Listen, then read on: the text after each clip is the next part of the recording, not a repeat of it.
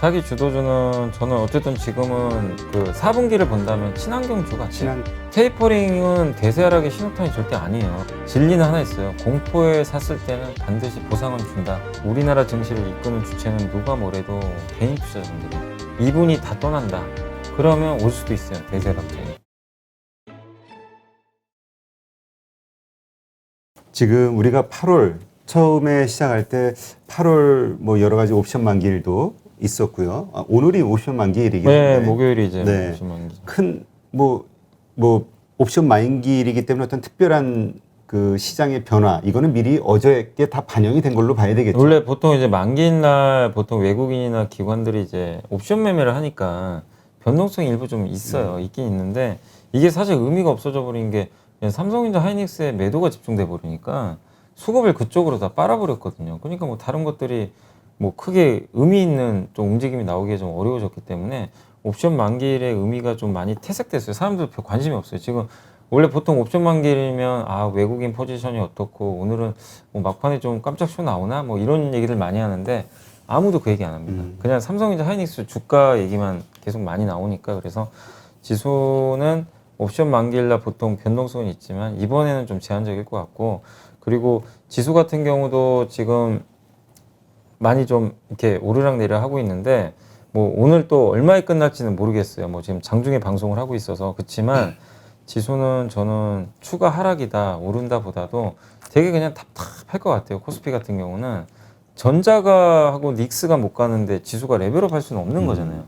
근데 그렇다고 추가를 하락할 거냐? 그건 또 아닌 게 삼성전자하고 하이닉스를 빼고 나머지 기업들은 또 오히려 올라가요. 이게 지지를 해준다는 얘기죠. 그러면 우리나라 코스피 지수는 3,250에서 오르락내리락 할 것이죠. 굉장히 높아요. 박스권 횡보. 네, 8월까지는. 그래서 8월 전망에서 그렇게 말씀을 드렸는데 처음에는 사실 지난달 말이었죠. 근데 8월 초에 너무 강하니까 이번엔 좀 너무 빨라지네. 빨라지나 했더니만 또 결국엔 또 이렇게 돼버렸어요. 그래서 결국 기존의 박스권 장세 흐름은 좀 이어질 수밖에 없다.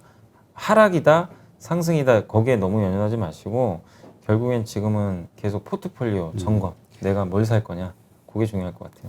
근데 이제 많은 투자자들이 불안한 게 이렇게 저가 매수를 하고 싶어도 이게 과연 살 자리냐. 그러니까 결국 시장이 대세 하락으로 반전이 되면은 뭘 사도 다 떨어지는 거니까 이 하락장의 시작이지 않겠냐가 이제 불안해서 뭔가 액션을 못 하겠다. 이렇게 얘기하는 분들이 많거든요. 그러니까 이게 대세 하락장에 제가 아는 이제 상식선에서 그냥 말씀을 드리면 저도 뭐 대세 하락장은 2번 겪어봤으니까 뭐냐면은 일단 대세 하락장이 되려면요 버블이 생겨야 되거든요. 버블. 이 버블이 터져야 돼요. 그럼 한번 보세요. 우리나라가 과연 버블일까? 저는 그렇게 절대 생각 안 하거든요. 한국의 기업들 지금 PER이 12배가 안 돼요. 우리나라 전체 PER이. 그러니까 뭐 극단적으로 20배 뭐 넘게 갔어요. 그럼 진짜 그건 버블일 수 있거든요. 그러니까 절대적으로 좀 고평가된 상황이 아니기 때문에 대세 하락장의 조건이 일단 맞지가 않고 두 번째가 뭐냐면은 대세 하락장의 조건 중 이렇게 경기가 꺾이는 국면이 나와야 되거든요. 근데 지금 보시면 지금 코로나에서 이제 막 탈출할까 말까 하고 있잖아요. 이렇게 경기가 안 좋았다가 이제 전 세계가 돈을 풀어가지고 일단 살려서 주식시장 올려놨는데 그 다음에 이제 경기가 살아나는 구간이거든요.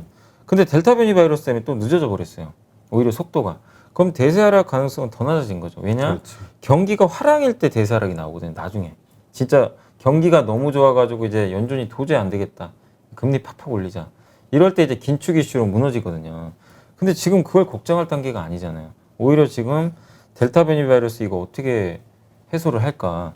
이 고민이 좀 큰 시기니까 이런 걸 봐도 대세 하락장의 지금 시그널 자체는 지금 없는 상황이고 그 다음 세 번째가 결국 그럼 우리나라 이 기업들의 피해를 볼 수 있는 그 매크로 이슈 같은 게 있어요.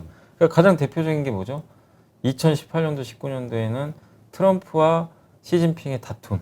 미중 무역 부정에 우리 새우등 터져버렸잖아요. 그렇죠. 사실 중간에. 그래서 그냥 기업들 이익도 곤두박질 치고 막 되게 안 좋았는데 지금 한번 보세요. 과연 그런 이슈가 있냐 이거죠. 미중 무역 부정. 오히려 한국에 유리한 것도 많아요. 미국이 제조업 부흥하는데 우리나라 손잡고 있죠. 우리나라 기업들은 설비 투자 많이 하고 있고 전 세계가 투자를 많이 하죠. 거기에 들어가는 원자재 아니면 뭐 중간재 같은 거 한국 기업들은 되게 어쨌든 여러 방면에서 납품을 좀 많이 하고 있습니다. 그래서 오히려 경기 회복에 수혜주들이 되게 많은데 매크로에서 뭔가 좀 대세 하락? 그러니까 전 막상 떠올리지 않거든요. 지금 아무리 생각해도 테이퍼링은 대세 하락의 조건이 아니잖아요. 그러니까 그 지금 하락으로 가게 되는 리스크 트리거가 될 수 있는 예. 리스크 요인으로 꼽는 게 일단 첫 번째 테이퍼링, 그다음에 예. 이제 델타 변이 바이러스인데 테이퍼링이 지금 말씀대로 된다 해도 그가 주가 그건 시장을 아니에요. 꺾이는 건 아니다. 네. 이런 얘기 하시는 분들이 왜냐하면 많아요. 테이퍼링이 되면 저는 호재라고 봐요 오히려. 왜냐하면 테이퍼링 과거에 2013년도에 테이퍼링 하고 나서 갑자기 얘기 안 했다고 하니까 한번 확 놀래가지고 빠졌지만 바로 한 달 만에 다 회복해서 S&P 500주는 날라갔거든요. 무슨 얘기냐면 긴축일 수도 있지만 1200억 풀던 거를 800억 600억 그러니까 이런 거죠. 아이한테 그러니까 뭐 너 이번에 공부 잘했으니까 예를 들면 책을 뭐 이렇게 좋아하는 건 뭐 책이라고 쳐볼게요. 책을 좋아하는 친구한테 10권을 매달 줘요. 그러다가 야 이제는 8권만 줄게 6권 줄게. 물론 이제 받는 사람 입장에서는 아 이거 뭐지? 기분이 약간 안 좋을 수 있지만 어쨌든 내 서고의 책은 계속 쌓여요. 그죠? 이건 긴축은 아니에요. 진짜 긴축은 0이 된 다음에 금리를 올리는 게 것부터가 이제 긴축이죠. 그렇죠. 그때 이제 진짜 유동성이 줄어들어요. 그러니까 테이퍼링은 대세 하락의 신호탄이 절대 아니에요. 그리고 테이퍼링을 왜 하는 거죠? 하는 이유가 경기가 이제 좋아지니까. 경기 좋아지니까 돈 푼 거 줄이는 거거든요.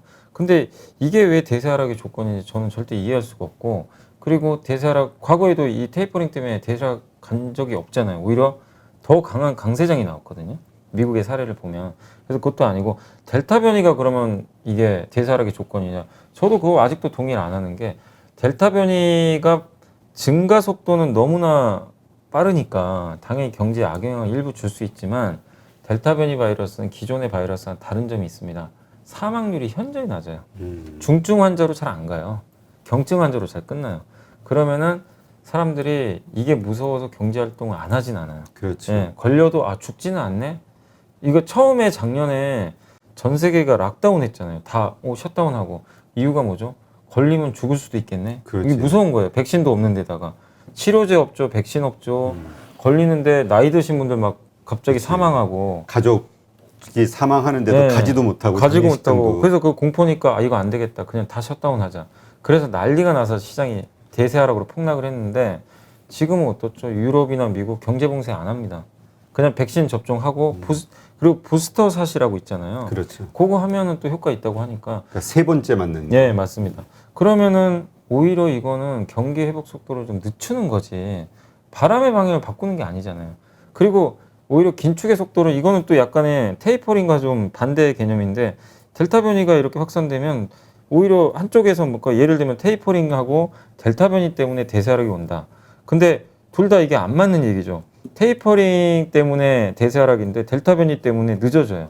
그러면 테이퍼링 속도가 늦어집니다. 그렇죠. 이런 것들도 약간 상충하니까 이 두 가지는 절대적인 변수가 아니다. 저는 그래서 경기가 이렇게 아직은 좋아지는 국면에서 속도가 늦어진 것 뿐이지 경기 회복이라는 바람의 방향은 절대 바뀌었다고 생각을 안 해요. 그래서 대세 하락의 가능성은 없고 조정이 나와도 그냥 짧은 조정 정도, 기간 그러니까 정도. 이렇게 전체적으로 봐서는 아직 강세장은 계속 유지가 된다. 네, 제가 보는 대세 하락의 조건은 아까 말씀드렸는데 몇 개 말씀드렸지만 한국에서 저는 작년하고 올해까지의 장을 봤을 때 제가 이제 개인적으로 생각하는 대세 하락의 조건이 뭐냐면 기업의 이익하고요. 우리 개인 투자자들의 이탈 두 개로 보고 있어요. 기업의 이익이 꺾이면 그건 당연히 안 좋을 수 있잖아요. 근데 내년도 이익 추정치도 지금 계속 올라가요. 근데 디램 가격 때문에 어떻게 될지 모르겠지만 일단 내년도까지 이익 추정치는 좋은 상황이고 두 번째 지금 개인 투자분들이 우리 한국 시장을 작년부터 올해까지 150조를 샀는데 이분들이 안 떠납니다. 외국인도 물론 중요하지만 우리나라 증시를 이끄는 주체는 누가 뭐래도 개인 투자자분들이에요. 이분이 다 떠난다. 이분들이 들어왔던 분들이 아, 얘가 안 된다. 이제 삼성전자, 하이닉스 역시 주식은 어렵나 봐. 떠나요. 그러면 올 수도 있어요. 대세 하락장에. 그래서 저는 이런 것들이 오히려 좀 과거에 없던 대세 하락의 조건이지 기존의 이런 조건들은 뭐 가능성도 낮지만 대세 하락으로 가기는 좀 어렵다라고 생각은 합니다. 네. 지금 그 말씀하신 것처럼 개인 투자자들이 계속 뭔가 수익을 내고 희망이 자꾸 붙어 있어야 더 돈이 들어오고 네. 유동성이 좋아지면서 더 이 상승작용이 이어질 텐데 요즘 개인 투자자분들 손해봤다는 분들이 참 많이 있단 너무 말이에요. 많죠. 예. 그러니까 오히려 이런 마음들이 막 되면 진짜 댓글들 보면 본전 찾으면 주식시장 떠나고 싶다 이런 얘기 하시는 분들도 네. 늘고 있고. 그러니까 지금 상황이 안 좋은데 그럼 왜 안 좋을까? 시장이 안 좋기 때문일까? 아니면 우리가 투자하는 뭔가 방식이 잘못된 것일까? 이걸 한번 점검해 봐야 되지 않을까 싶어요. 둘 다 같아요, 그냥 저는. 네, 뭐냐면 방식이 잘못됐을 수도 있고 시장이 안 좋을 수도 있죠. 근데 시장은 안 좋다기보다는 어려운 것 같아요. 어려운 네, 거. 저는 뭐냐면 작년에는 예전에 그 박세익 전무님이 그 얘기 하셨잖아요.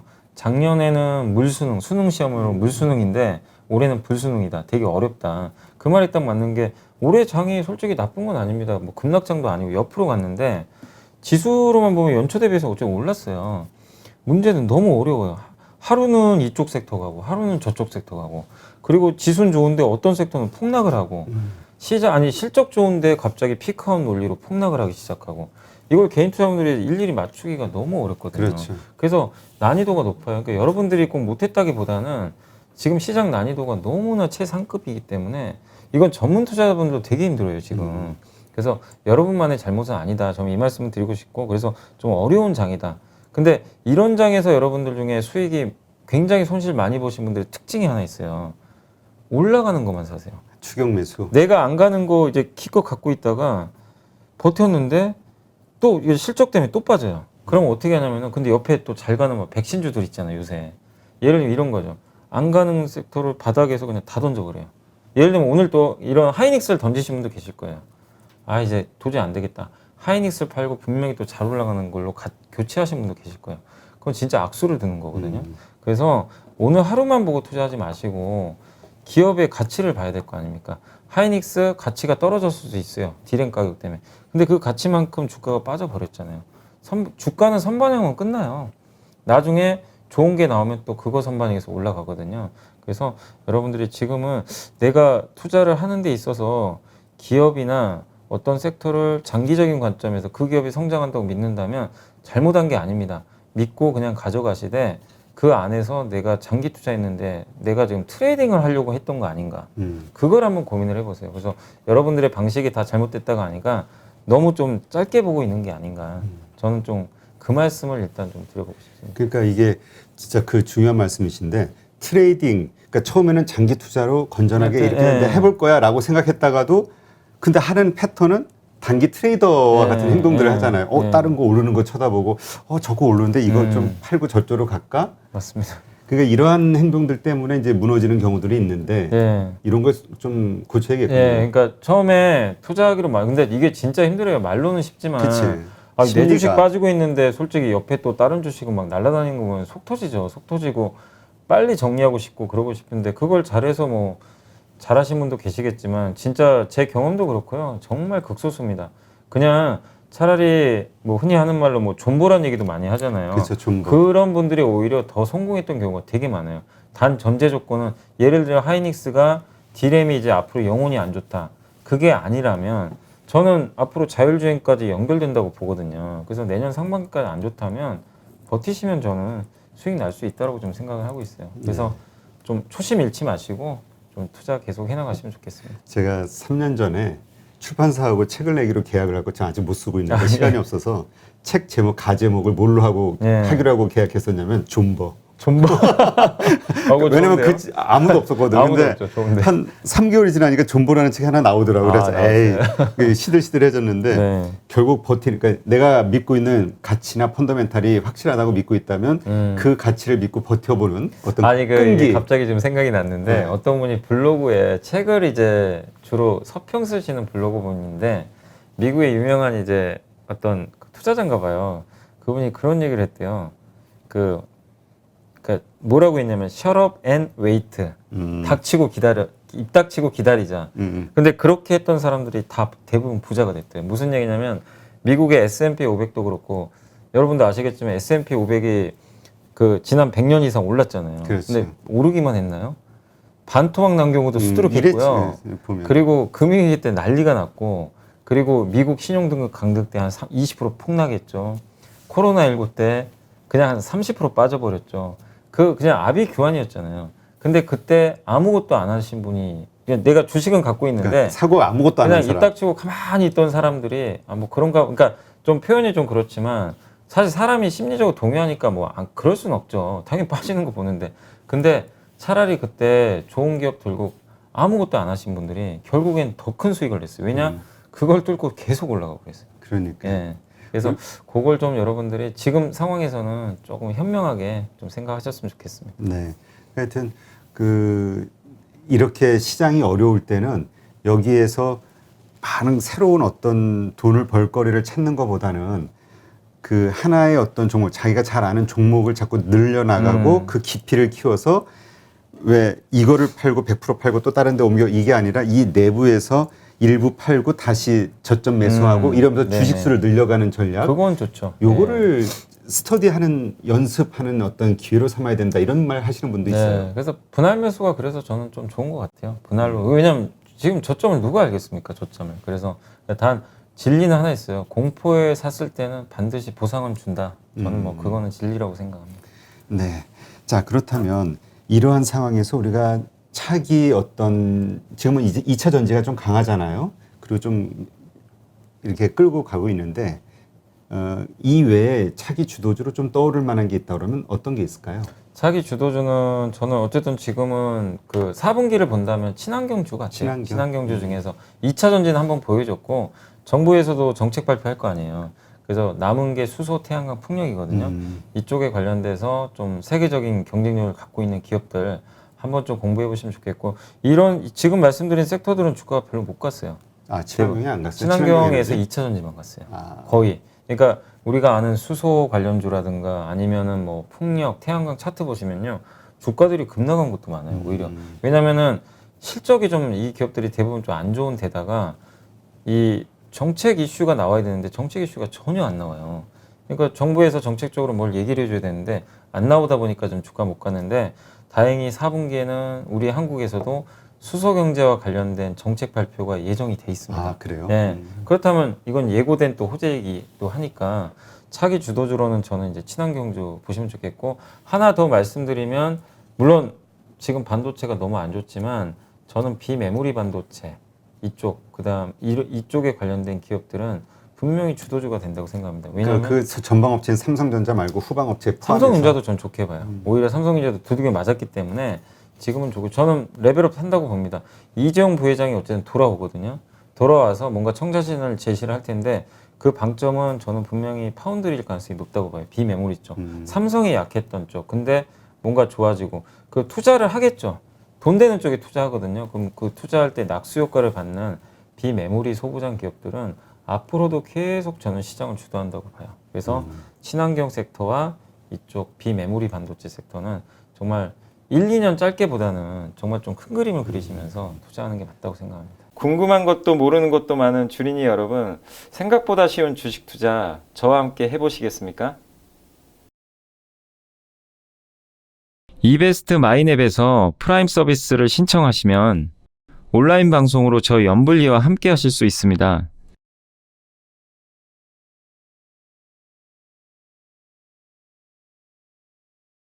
프라임 서비스를 신청하시려면 이베스트 마이앱 어플 설치 후 다이렉트 계좌 개설 메뉴에서 계좌 개설을 진행해 주세요. 다이렉트 지점 선택은 필수입니다.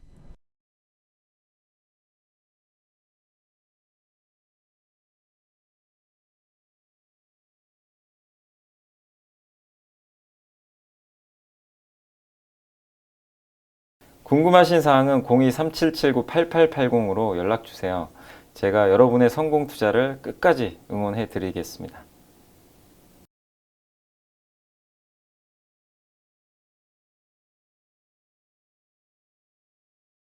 근데 그 수소 에너지 관련해서 관련된 회사들이 어디입니까? 우리 이번에 수소 동맹 맺은 뭐 현대차, 포스코, SK 또 하나가 한화인가요? 네, 이렇게 하나. 있었잖아요. 예. 이 기업들의 관심을 가져야 되나요? 아니면 뭐 어디 이 수소와 관련해서 딱 떠오르질 않아가지고. 그러니까 뭐 포스코하고 보시면 포스코라든가 이 지금 현대차는 본업이 있잖아요. 그렇죠. 본업에 차 만들고 철 만들고. 이쪽은 큰 영향 없을 것 같고, 근데 지주회사는 좀 달라요.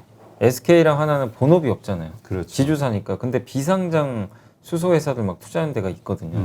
그래서 오히려 지주사가 난 것 같아요. SK나 LG, SK나 하나 같은 지주사 좀 괜찮고, 그 다음에 우리나라에서 수소하면 대표적인 게 연료전지 만드는 회사들, 뭐 두산 피어셀 같은 거, 예, 이런 기업들도 좀 일부 있으니까 수소 쪽에 그렇게 많지는 않아요. 찾아보시면. 그러니까요. 예, 그렇게 많지는 않습니다. 왜냐면 수소 자체를 에너지로 활용한다는 것 자체가 사실 우린 전기차 그 다음 세대 걸로 생각하고 예. 있었잖아요. 먼 훗날 걸로. 예, 근데 이제 저는 제가 말씀드린 건 저는 수소 자동차 쪽보다는 수소를 연료로 하거나 에너지로 활용해서 할 수 있는, 또 수소를 직접 생산하는 업체들, 그런 업체들이 바로 우리나라 대기업들이거든요. 그러니까 그런 쪽에 대한 투자가 좀 필요하다라고 좀 말씀드리겠습니다. 네, 알겠습니다. 하여튼 시장이 어렵다 보니까 우리 마음도 그냥 자꾸 어렵다 하면은 자꾸 위축이 네, 돼가지고 맞습니다. 요만한 문제가 이만하게 보이니까 더 이렇게 공포에 빠지고 그러다 보면 잘못된 결정을 내릴 수 있고, 하여튼 이럴 때일수록 냉정하게 좀 현실을 좀 돌아봐야 될 것 같아요. 네. 우리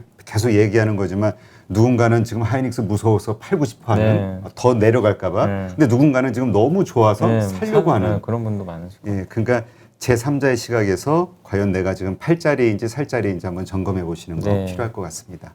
네, 오늘도 이렇게 좋은 인사이트 네, 감사합니다. 감사합니다.